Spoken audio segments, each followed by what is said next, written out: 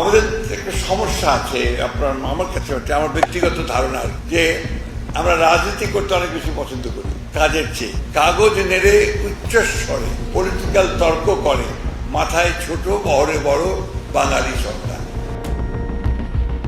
পৌরসভার চেয়ারম্যান থেকে শুরু করে জাতীয় সংসদের সদস্য, প্রতিমন্ত্রী, মন্ত্রী, দলের মহাসচিব এবং শেষ পর্যন্ত দেশের 23তম রাষ্ট্রপ্রধান হওয়ার দুয়ারে মির্জা ফখরুল ইসলাম আলমগীরের 5 দশকের রাজনৈতিক পথচলা বাংলাদেশের রাজনীতিতে এক গুরুত্বপূর্ণ অধ্যায়। শিক্ষকতা ও সরকারি চাকরির নিরাপদ জীবন ছেড়ে রাজনীতির মাঠে আসা এবং বহু রাজনৈতিক প্রতিকূলতা পেরিয়ে এই শীর্ষ পদে অধিষ্ঠ হওয়া তার দীর্ঘ রাজনৈতিক সক্রিয়তারই প্রতিফলন।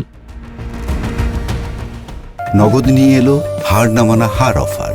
সর্বনিম্ন 10,000 টাকা রেমিটেন্স নগদে পাঠালে থাকছে স্বর্ণের হার জেতার সুযোগ।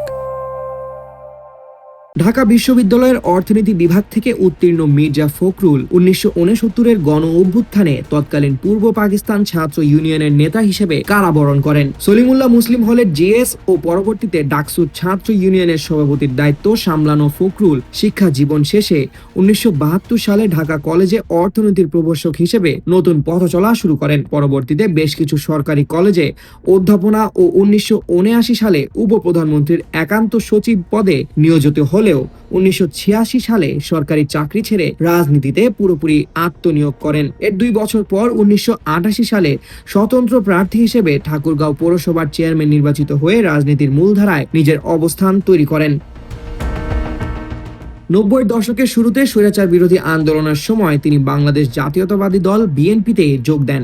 1992 সালে ঠাকুরগাঁও জেলা বিএনপি সভাপতি হয়ে ধাপে ধাপে জাতীয় রাজনীতিতে প্রাসঙ্গিক হয়ে ওঠেন। 2001 সালের 8ম জাতীয় সংসদ নির্বাচনে ঠাকুরগাঁও 1 আসন থেকে প্রথমবারের মতো সংসদ সদস্য নির্বাচিত হন এবং 2001 থেকে 2006 মেয়াদে কৃষি ও পরবর্তীতে বেসামরিক বিমান পরিবহন ও পর্যটন মন্ত্রণালয়ের প্রতিমন্ত্রীর দায়িত্ব পালন করেন। মির্জা ফখরুলের রাজনৈতিক জীবনের সবচেয়ে জটিল অধ্যায় শুরু হয় 2011 সালে বিএনপির ভারপ্রাপ্ত মহাসচিব হওয়ার পর। পরবর্তীতে 2016 সালে তিনি দলের মূল মহাসচিব পদে আসীন হন। তৎকালীন আওয়ামী লীগ সরকারের আমলে চেয়ারপারসন খালেদা জিয়ার দীর্ঘ কারাবাস ও চিকিৎসায় এবং ভারপ্রাপ্ত চেয়ারম্যান তারেক রহমানের লন্ডনে অবস্থানের সময় দেশের অবস্থান করে বিএনপিকে সুসংগঠিত রাখার মূল দায়িত্ব পড়ে তার কাঁধেই।